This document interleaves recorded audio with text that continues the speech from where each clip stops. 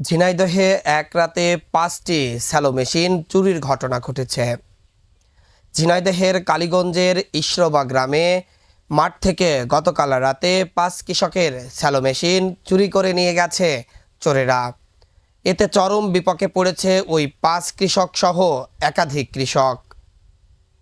সরেজমিনে গিয়ে দেখা যায় কৃষক ফুরকান আলী, লালটু আলী, জাহিদুল ইসলাম, রবিউল ও ইসলাম নামের ৫ কৃষকের স্যালো মেশিন চোরেরা নিয়ে গেছে। এই ৫টি স্যালো মেশিন থেকে প্রায় আশপাশের ১০০ বিঘা জমিতে সেচ কাজ চলত।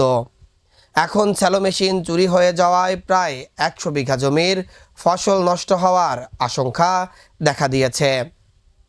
এ ব্যাপারে কালীগঞ্জ থানার ভারপ্রাপ্ত কর্মকর্তা ওসি জেল্লাল হোসেন বলেন, এখন পর্যন্ত কেউ অভিযোগ করতে আসেনি। অভিযোগ করলে অবশ্যই ব্যবস্থা নেওয়া হবে।